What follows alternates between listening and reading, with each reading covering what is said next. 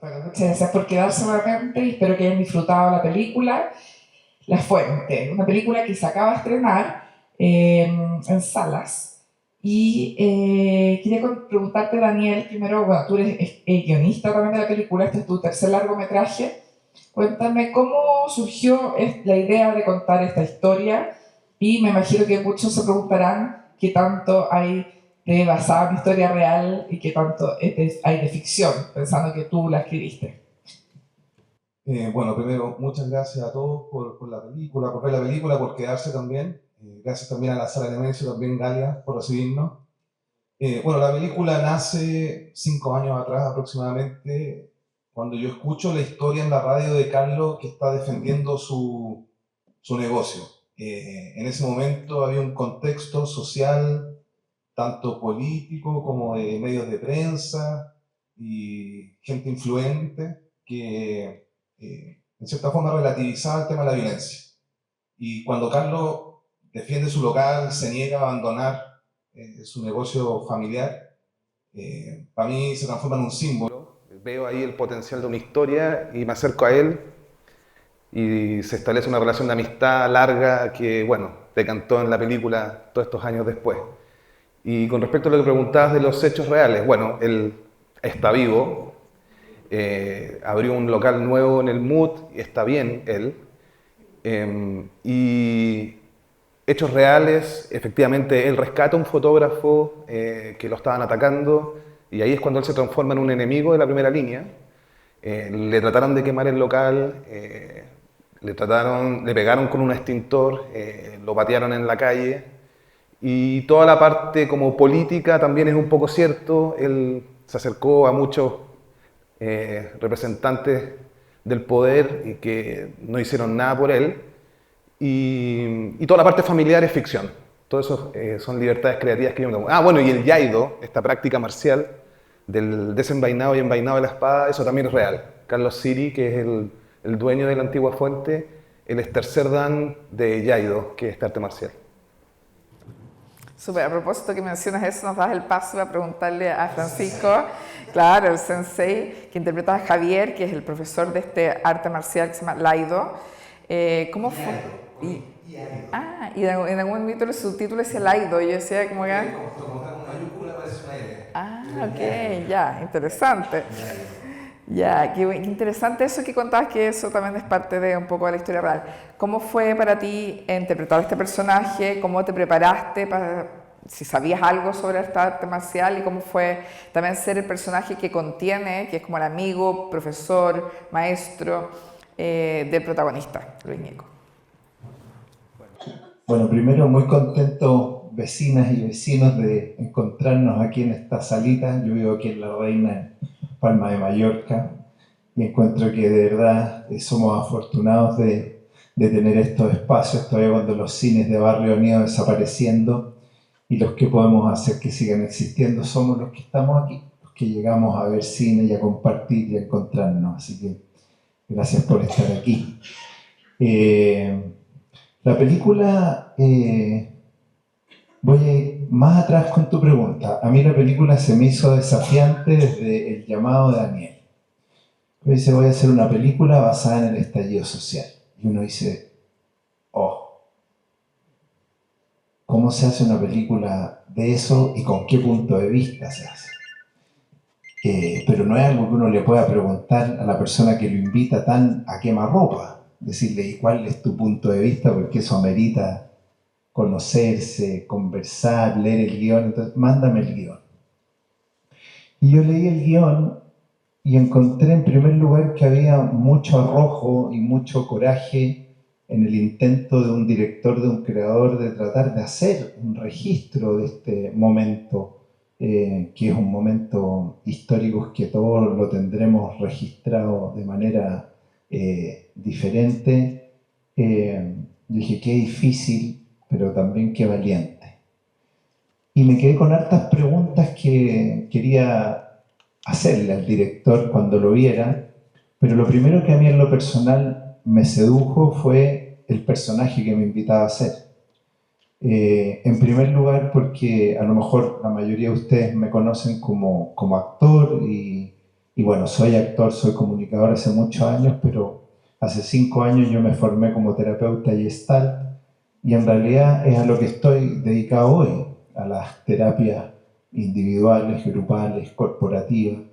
Estoy muy enfocado en el fondo al tema del bienestar y de la salud mental. ¿Y cómo nos golpeó el estallido social en ese sentido, en el bienestar, en la salud mental, en el estrés, en la situación tan incomprensible, tan difícil de discernir, de digerir, que vivimos todos? Entonces me parecía muy interesante que dentro de este coro de personajes hubiera una persona, un terapeuta, intentando acompañar al protagonista en su agonía, en su viaje, y que de alguna manera pusiera un contrapunto de llevarlo una y otra vez a su autocuidado, a que él, más que estar aferrado a este local, que finalmente, claro, es una herencia familiar, pero finalmente es un bien material, que era el momento por el estado de salud y de estrés en el que estaba, de que se pudiera cuidar. Y eso a mí me parecía tremendamente relevante porque siento que vivimos tiempos en los cuales estamos muchas veces tan sometidos a un estrés de sobrevivencia, de estar en el día a día, de darle,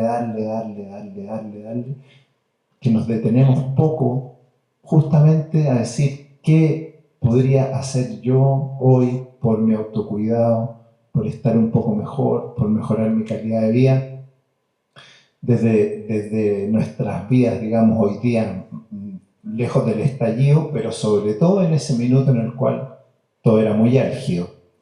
Y que este terapeuta además tuviera como este doble rol de ser también el maestro de Hikaido, donde aparecía ahí toda una dimensión que me parece muy casi poética dentro de la película, que es como, creo muy interesante también esta creatividad de cruzar el estallido con unas imágenes que tienen algo como de samurái, ¿no? Una cosa onírica como de Kurosawa, que por lo menos un cruce de imaginarios que yo no había visto en el cine chileno, y eso me parece que obviamente una creatividad y un arrojo también de Daniel.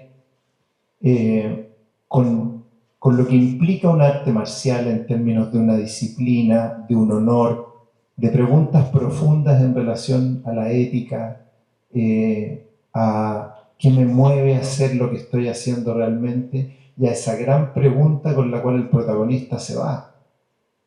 ¿Cuál es el sentido de trascendencia que tengo yo para hacer lo que estoy haciendo? ¿A dónde voy a ir después de morir? Entonces, ser parte de la atmósfera donde se construye esta pregunta vital, a través de este maestro que le dice ¿dónde vas a ir después de tu muerte? Yo lo primero que supe era que quería ser parte de eso. Quería ser parte de esa instancia terapéutica y quería ser parte de la atmósfera que construía estas preguntas existenciales vitales. Y de ahí dije, yo voy a ser parte de esta película. Y después vinieron las preguntas más peliagudas con el director de si él tenía un punto de vista en relación a esto, cómo iba a filmar su película. Y siento que ahí hubo muy buenas conversaciones y que Daniel siempre fue muy receptivo, muy abierto al diálogo con nosotros, los actores, para ir encontrando también una manera de narrar esto y de que este coro nos contara, nos representara a todos un poco de alguna manera, en nuestras distintas miradas, vivencias, pensamientos, creencias, ideologías, pero que todos pudiéramos en algún minuto decir, yo me siento más identificado con esto, menos identificado con esto otro, o lo que a cada uno se nos remueva con la película. Porque a mí en lo personal, cuando la vi, hasta el día de hoy me remueve cosas. Entre ellas, y esto es muy desde la responsabilidad que uno toma en el espacio terapéutico, decir, ¿qué puedo hacer yo como protagonista y como responsable en primera persona para que algo así nunca más vuelva a ocurrir? para que nunca más en este país volvamos a llegar a esos niveles de violencia, de desamparo para algunos, de destrucción, para que no tengamos que volver a vivir eso. Y me quedo con esa reflexión permanentemente. Cómo yo hoy día colaboro desde mi lugar y cada uno desde su rol para que conservemos un país en armonía, con mayor paz, con mayor diálogo, con mayor empatía, con mayor compasión y con menos polarización y violencia. Súper, muchas gracias Francisco por esa interesante reflexión. Y dijiste algo súper importante que me diste el pie para preguntarle a Daniel sobre lo que una de las preguntas que él te hacía es sobre tu punto de vista. En el cine chileno siempre hay mucho, bueno, nos caracterizamos porque tenemos un cine muy de autor y conocemos mucho el trabajo de cineastas que tienen una mirada muy ligada también a una visión política, social, de diferentes temas que generan reflexión, y eso también es la gracia de un cine donde nos sentimos identificados, donde hay un tema identitario importante con lo que vivimos como país, con un momento, un contexto. Y esta película tiene un contexto muy definido, un momento específico de nuestra historia reciente.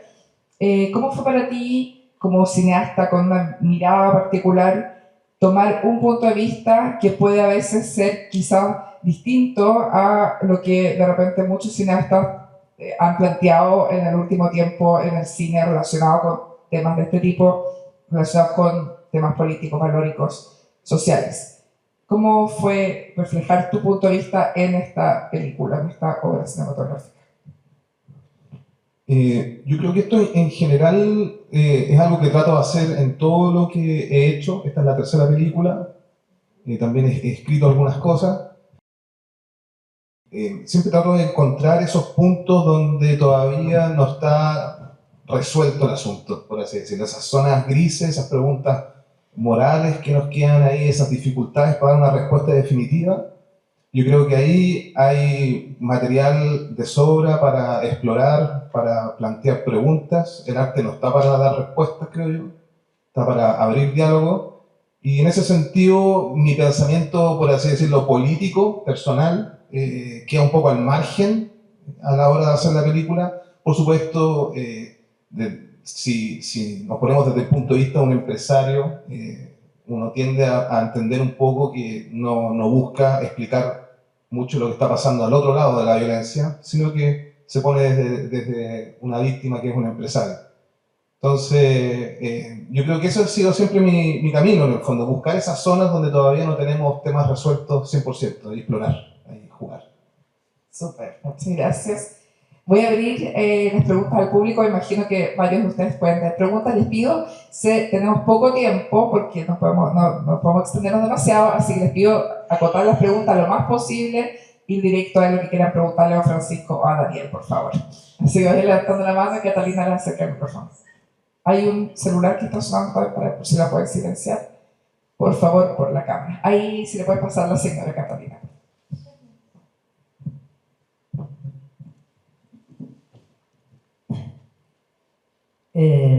Estoy muy emocionada, fue una tremenda sorpresa. Encontré las actuaciones muy buenas, sorprendente. A cada segmento me sorprendía más. Y como me dijiste que fuera muy breve, lo único espantoso es el resumen que está puesto en los panfletos, el resumen de la película, que creo que no tiene nada que ver con lo que entregaste, que es una maravilla. Te felicito a todos. ¿Ya? Gracias. Ahí al señor, por favor, que está ahí adelante, y de ahí vamos para atrás, que creo que viene una mano. Como hay que ser breve, yo quiero preguntar, ¿quién construyó el personaje, el malo de la película? Porque ese es el que me fascina a mí. El otro, además conozco a Carlos Cire, así que no necesito más. ¿Cuál es la pregunta? ¿Quién lo construyó? ¿Quién lo construyó? Bueno, como decía Pancho, yo llegué con un guión, con escrito en el fondo con diálogo, unas propuestas de escenas, pero mi forma de trabajar es bien abierta. Yo recibo el input de los actores, incluso por ejemplo en el caso de Manuela Oyarzún, ella hizo una modificación muy importante en ese personaje. Y Farías, por ejemplo, él intervino en los diálogos, ese monólogo final era mucho más extenso, de hecho estaba enojado conmigo porque se lo corté mucho. Pero es una construcción colectiva en el fondo. Yo llevo una propuesta con un diseño de un personaje, este es un villano, en el fondo es el villano que hace brillar al héroe, y es una construcción que hicimos entre los dos en el fondo, entre Farías y yo. Sí, también para aclarar, cuando Daniel menciona, no sé si ya sabía, bueno, el actor que interpreta al villano es Roberto Farías, que también es un actor con una larga trayectoria en el cine chileno, que ha interpretado muchos villanos, como que tiene como un tipo ahí como que por eso de repente le suena haberlo visto en algo. Ahí la señora ya tiene el micrófono. Hola, felicitaciones primero al director, a los actores, una muy buena película, me gustó mucho. Y mi pregunta es la siguiente, es conocido el mundo cultural de los actores, una posición ideológica bien marcada.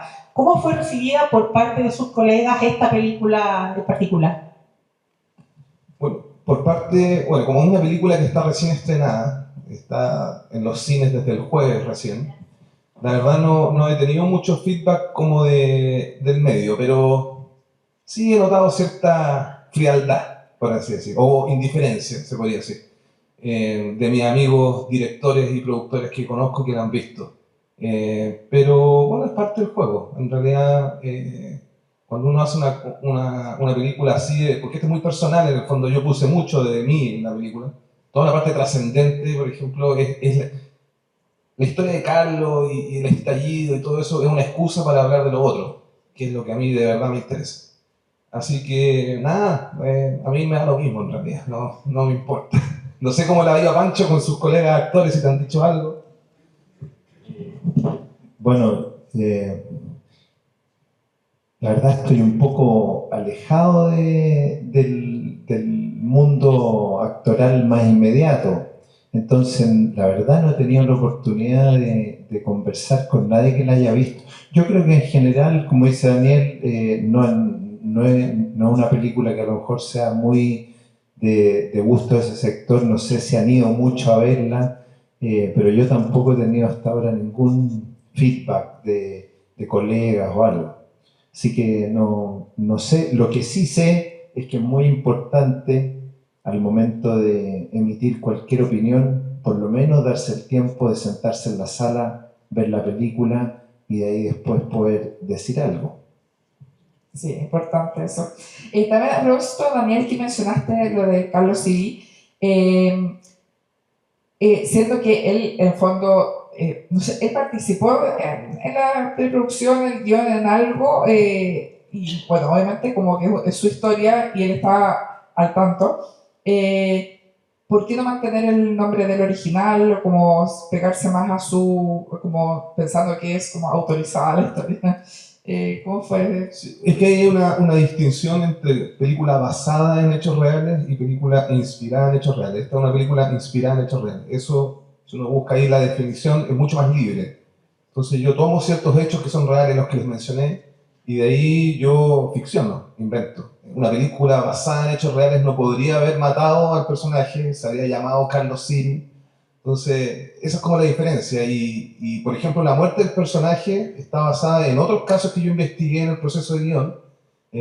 Por ejemplo, uno de los dueños de una tienda del Crown Plaza, de los instrumentos, luego que le saquearon todo, le robaron todo y le quemaron el local, él se suicidó. Entonces, yo tomo ese caso y lo aplico al personaje de Luca Varela para transformarlo en un símbolo de todos los locatarios que vivieron situaciones similares y que son los que en esa lista gigante de crédito, cientos de chilenos aportaron a hacer esta película. No hay fondos de Estado, no hay una comisión que aprobó esta película. Y muchos de ellos eran pequeños emprendedores, pequeñas pymes que me mandaban extensos y emotivos mails pidiéndome que ojalá se haga y con su aporte en el fondo. Entonces, este personaje en ese sentido engloba a muchos personajes que vivieron esta situación en Chile. Muchas gracias. Vamos con la otra pregunta. Ya la señora y después acá. Creo que había alguien más allá atrás. Hola Daniel, mi pregunta va relacionada a la familia. Tú dijiste que era ficcionada, que era un invento un poco tuyo, pero a mí me llamó la atención y quiero saber si fue exprofeso de alguna manera. Esta familia muy disfuncional, muy desconectada, incluso violenta también dentro de su relación. Querías mostrar de alguna forma cómo esta como desconexión versus lo conectado que él estaba con este negocio y que se aferraba tan fuerte. Porque siento que de alguna forma, por lo menos a mí, que eso fue lo que más me llegó, lo que más me llamó la atención de la historia, que nos está pasando hoy día como sociedad, de alguna forma. Entonces como que no miramos realmente dónde estamos, en el núcleo, que es lo importante, y a lo mejor ponemos nuestros afectos y nos aferramos a cosas que son más materiales. No sé si eso lo pensaste o que se ve así o lo que transmite, por lo menos a mí no me pasó eso. Sí, la idea era construir un escenario alrededor del personaje donde todos los flancos se estuvieran desmoronando. Entonces, eso implicaba que encauzaba al personaje hacia un túnel, por así decirlo. Por eso les hablaba yo de la parte como trascendente de la película, y en el fondo, más que un local, más que él defender algo material, el personaje siente como un llamado del destino. Entonces, esa es la capa más profunda de la película, en el fondo. No es un personaje que está defendiendo un local, está defendiendo una forma de irse del mundo.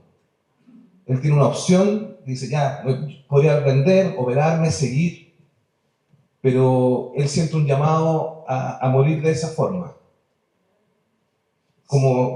Entonces, ese es como el mensaje más de fondo, no es tanto el tema material. Si se fijan en esa parte cuando ofrecen comprar el negocio, el viejo dice 2 palos, son 2 palos verdes. Entonces, no es un tema de plata. Entonces eso para que quede bien claro, que cuando el gallo decide morir allí, no es por plata, no es por el negocio, es porque el local representa a la madre, es porque el local representa a la fuente, y él siente un llamado a su destino. Yo quiero aportar algo a eso porque encuentro súper interesante la lectura que haces y que yo la comparto plenamente y tomo lo que dice Daniel para que podamos entender algo más profundo también a los tiempos que vivimos, cuando él dice este personaje se está yendo del mundo más allá de la razón que él tenga, aunque no sea el dinero, sea cual sea. Si se está yendo del mundo, también se está yendo de sus vínculos y se está yendo del mismo. Y cuando nosotros dejamos de estar en los vínculos, nos empezamos a hacer parte de la desintegración. Cuando dejamos de tener presencia en los afectos, sea la razón que sea que nos esté llevando a no estar, estamos abandonando eso y nos estamos desintegrando. Si yo dejo de estar para mis hijos, si dejo de estar para mi pareja, estar con presencia, no solo proveyendo, sino que estar. Y la elección que él toma en ese sentido es una decisión muy curiosa para un protagonista, porque es justamente retirarse.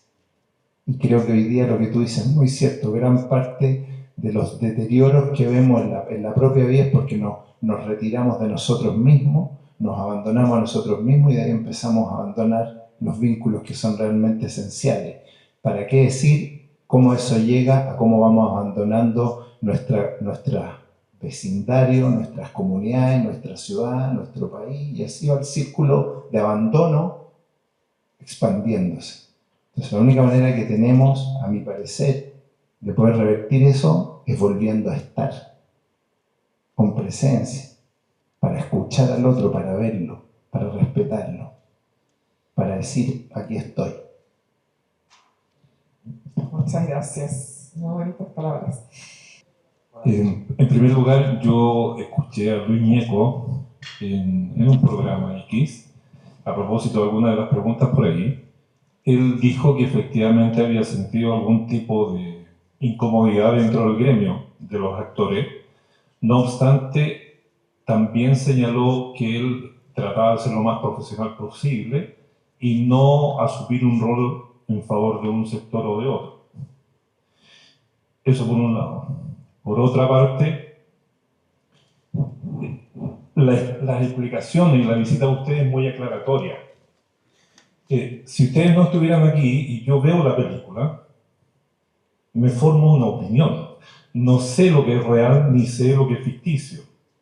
Por lo tanto, estimo que en el público, cuando la vea, va a ocurrir esto. Y si eso ocurre, cada uno tendrá su orientación. Algunos dirán, yo no quiero vivirlo más, voto por Jara. Otros dirán, no quiero vivirlo más, voto por Kast. Porque puede ser interpretada de ambas formas. Entonces, es muy importante que ustedes estén aquí y que comenten. Bueno, cada uno de nosotros también tiene el recuerdo de lo que fue ese episodio. Yo también tengo el recuerdo de la fuente alemana, los sándwiches y todas esas cosas. Por eso crecí tanto. Bueno, solamente quería acotar lo de Luis Ñeco. Quería felicitarlos porque realmente es un tema candente, por decirlo de alguna manera. Y en realidad comparto con Francisco que hay que ser muy valiente para hacer una presentación de este tipo. Más que una pregunta, felicitarlos. Gracias. Muchas gracias.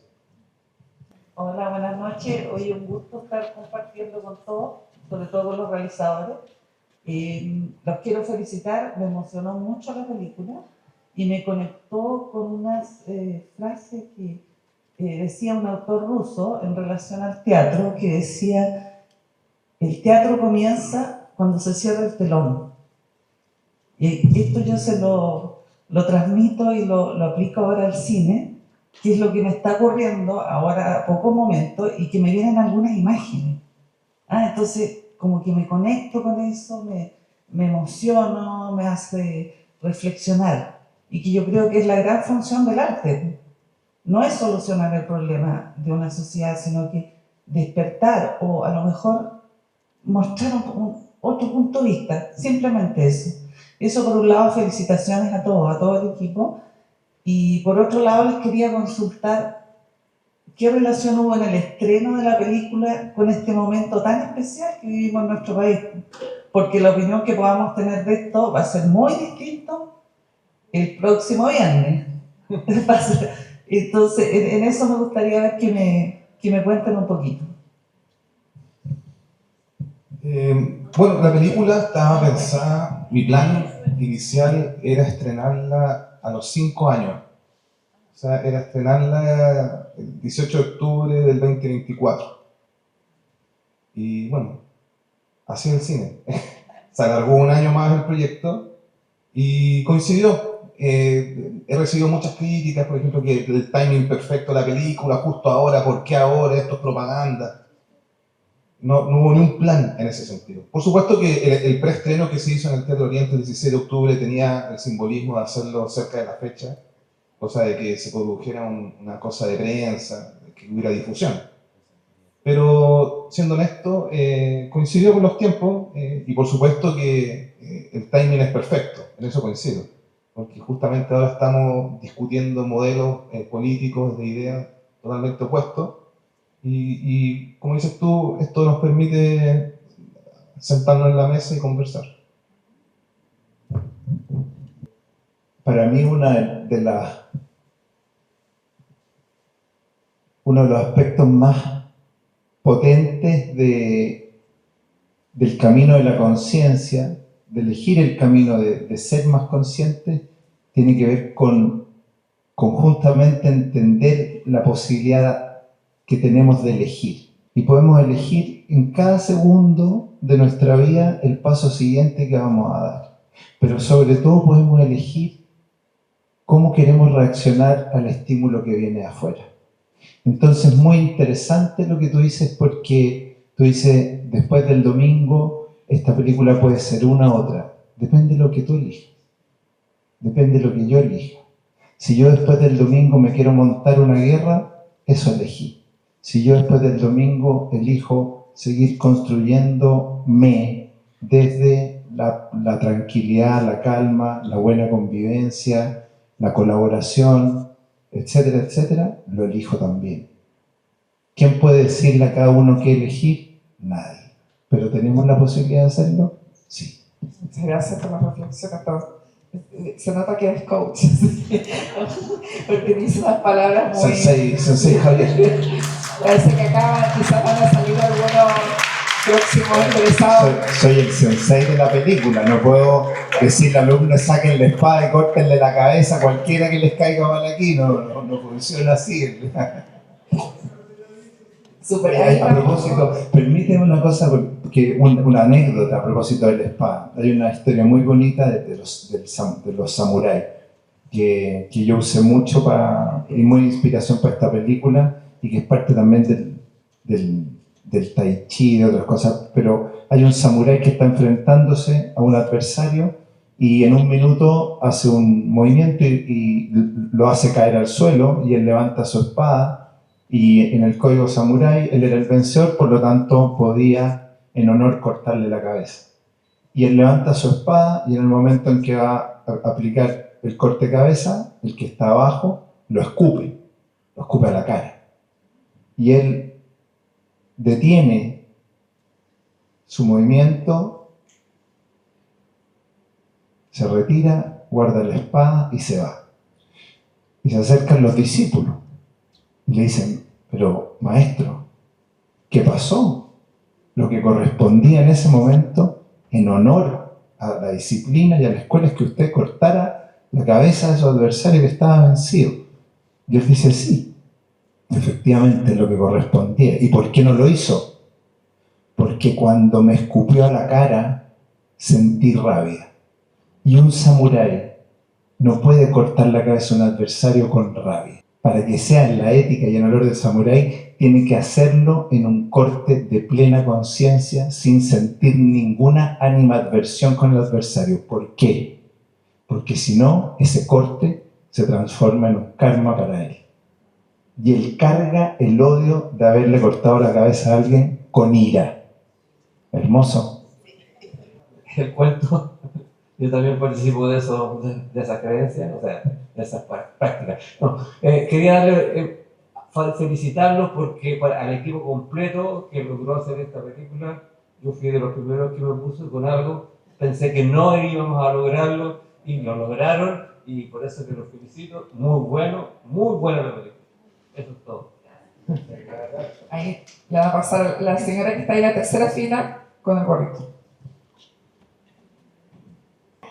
¿El propósito de la película siempre fue uno o hubieron más guiones, más propósitos o otras ideas que vinieron a la mente y tuviste que descartar por algún miedo o algún terror que te iba a causar la crítica? Los procesos de creación de películas están vivos. En el fondo, ese guión que se filmó es la versión 12. Y aparte de tratamiento, y aparte después lo que se hizo en el set, que cambia ahí mismo, mientras estás grabando, cambia un diálogo, cambia un... Entonces no hubo un miedo a algo que no se quisiera contar. Todo lo que quiso estar, está. Ahora, el corte original de la película son 3 horas. Es el director's cut.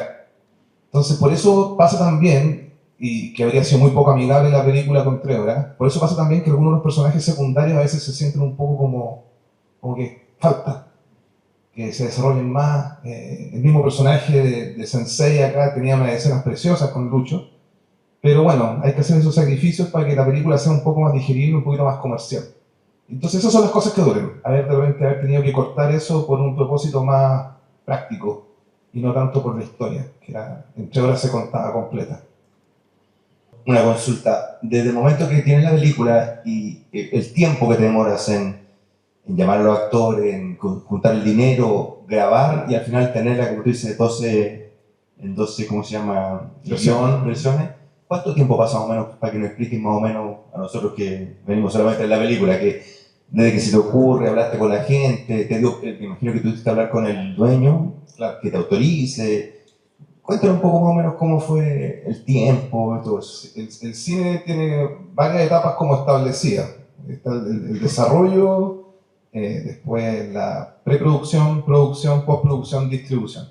Y cada una toma harto tiempo. En el desarrollo, donde se hace el guión, parte con la idea, se hacen los primeros contactos, se contacta al elenco principal, luego ya en la preproducción se junta todo el equipo, se empieza a planificar todo, se consiguen todas las cosas que se necesitan para filmar, producción se graba, postproducción es ya con la película terminada, editada, se hace la música, el color, los efectos especiales, el diseño de sonido. Y ahora estamos justo en la etapa final, que es la distribución, que es cuando ya la película se abre y se comercializa. Esta película se ha demorado 5 años en todo ese proceso. Bueno, y quiero contar también ahí que... ¿La plata? Sí, por supuesto, por supuesto. Esa parte es difícil, pero sabes que cuando la idea es buena, en este caso pasó eso, como que los elementos van llegando y eventualmente tú te vas dando cuenta que se van sumando y va agarrando una fuerza, como una energía que llega a un punto en que tú te das cuenta que el proyecto se va a hacer. Y eso es muy temprano. Tú dices, ya, esta película va. Incluso aunque no tengas tanta plata juntada ni nada, ya sabes que va. Y sí, eso le da mucha energía y momentum como al proyecto. Supongo que quería agregar como propósito los procesos, que igual 12 versiones de guión es bastante poco, porque promedio en general, sobre todo en cine chileno, y los procesos son largos y las etapas son muy largas también, y pasan muchas cosas en el proceso. A veces hay 30, 40 versiones, y tener 12 versiones es un gran logro, y eso habla de lo clara que tenía la película literalmente, Daniel. Así que, bueno, con eso terminamos. Les quiero agradecer mucho por estar acá, Daniel, Francisco, se pasaron. Y muchas gracias a ustedes por participar de esta conversación, de venir a ver la película. Los invitamos a seguir viniendo a la Sala Nemesio. Tenemos una programación súper interesante, se vienen grandes estrenos, así que sigan viniendo y muchas gracias por venir. Muchas gracias.